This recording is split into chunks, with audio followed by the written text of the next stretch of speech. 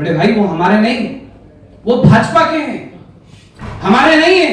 अगर हमारे होते तो हमारे लिए आवाज उठती, सदन के अंदर उठती, लेकिन सदन के अंदर हमारे लिए बोलने वाला कौन था? यूजीसी जैसा कानून आया, हमारे लिए बोला कौन? हम तो वही अकेले अनाथ, हमारा कोई नेतृत्वहीन हम लोग रहे। कैसे दे दूं युवाओं को सहारा?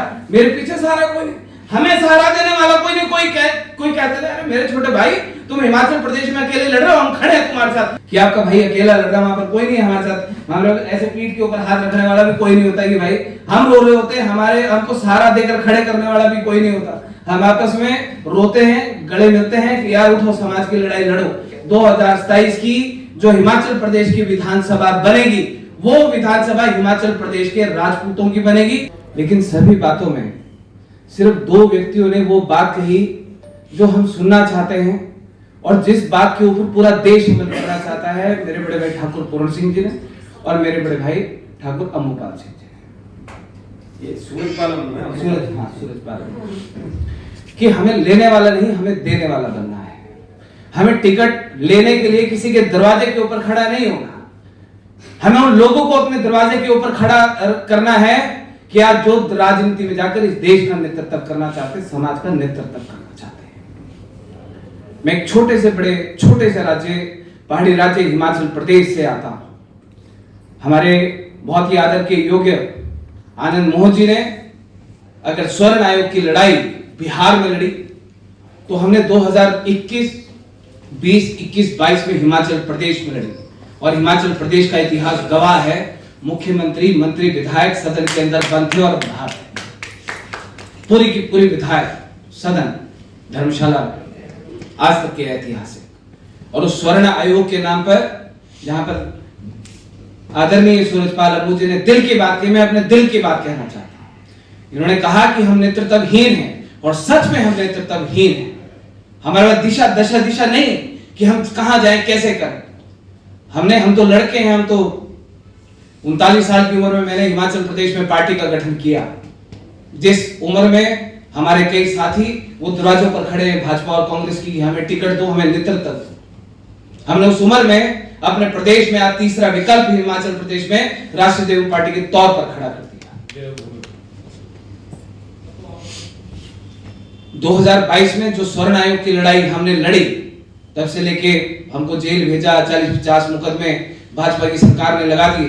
48 विधायक, 68 एमएलए है हिमाचल प्रदेश में, 48 विधायक स्वर्ण समाज के हैं, और उसमें से सबसे बड़ी संख्या में हमारे क्षत्रिय समाज के विधायक हैं। अभी जिन सांसद जी का नाम हमारे बड़े भाई ले रहे थे, वो बड़े भाई वो हमारे नहीं है, वो भाजपा के हैं, हमारे नहीं है।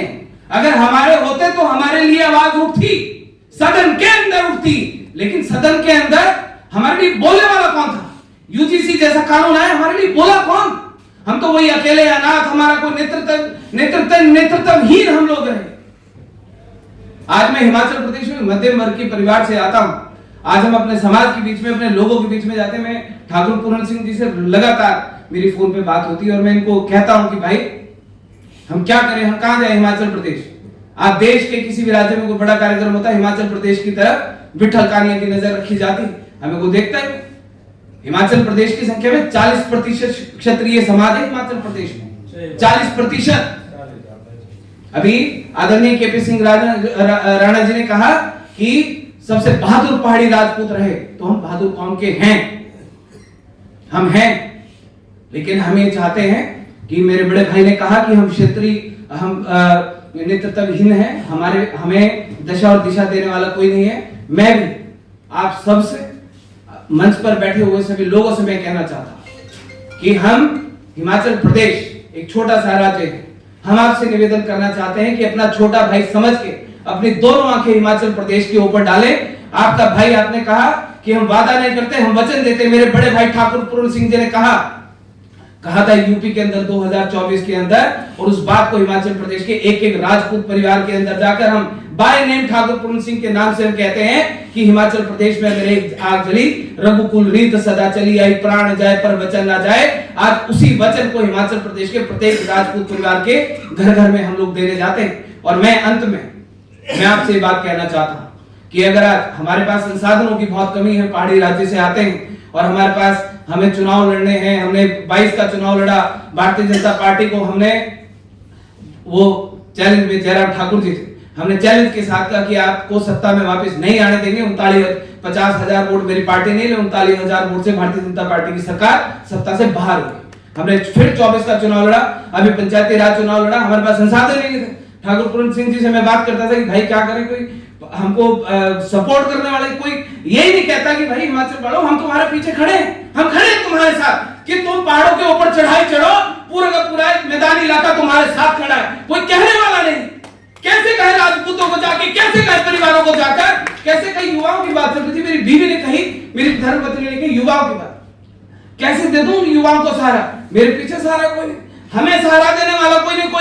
कोई कहते थे मेरे छोटे भाई तुम हिमाचल प्रदेश में अकेले लड़ रहे हो, हम खड़े हैं तुम्हारे साथ, पूरी ताकत के साथ हम तुम्हारे साथ खड़े। मैं आपको अंतिम शब्दों में वचन यहां से देकर जाना चाहता हूं और आपसे ये सहयोग की मैं कामना करने जाता हूं कि 2027 का चुनाव हमारे हिमाचल प्रदेश में है। 2029 का तो सारे के सारे पूरे देश में तय होगा, लेकिन 2027 का चुनाव हिमाचल प्रदेश में है। आप लोग अपना आशीर्वाद अपनी थल सेना, जैसे मेरे बड़े भाई ठाकुर पूर्ण सिंह जी ने कहा कि अगर आप देश के अन्य राज्यों में अपनी थल सेना, वायु सेना, जल सेना भेजने का काम करेंगे, वैसे ही एक नजर हिमाचल प्रदेश में बैठे हुए लोगों की तरफ ये सोच लेना कि आपका भाई वहां पर मेरे सूरजपाल मुझे ने कहा, ठाकुर पूर्ण सिंह जी ने कहा कि आपका भाई अकेला लड़ रहा, वहां पर कोई नहीं है हमारे साथ। हम लोग ऐसे पीठ के ऊपर हाथ रखने वाला भी कोई नहीं होता कि भाई हम रो रहे होते हैं, सूरजपाल मुझे की आंखों में आंसू थे, हम रो रहे होते हैं, हमारे हमको सहारा देकर खड़े करने वाला भी कोई नहीं होता। हम आपस में रोते हैं, गले मिलते हैं कि यार उठो, समाज की लड़ाई लड़ो। हमारी हौसलों को तार तार कर दिया हिमाचल प्रदेश में लोगों ने, भाजपा कांग्रेस ने मिलके, लेकिन हमने हिम्मत नहीं तोड़ी। हमने कहा कि एक दिन समय हमारा आएगा, आज हमारे समय आज हमारे साथ नहीं, लेकिन 2027 का कि जो सत्ता होगी वो राष्ट्रीय देवभूमि पार्टी की हिमाचल प्रदेश में होगी और तीसरे विकल्प के तौर पर हिमाचल प्रदेश की सत्ता का सबसे बड़े रूप में हम लोग हिस्सा होंगे और हिस्सेदार होंगे। आप लोगों से मैं एक सहयोग की कामना और आप लोगों को वचन देकर जाना चाहता हूं, आप सब लोग हिमाचल प्रदेश का साथ देंगे। 2027 की जो हिमाचल प्रदेश की विधानसभा बनेगी, वो विधानसभा हिमाचल प्रदेश के राजपूतों की बनेगी, हिमाचल प्रदेश के समाज की बनेगी, आपकी कहेगी और आप गर्व से कहोगे कि हमने हिमाचल प्रदेश जीत लिया।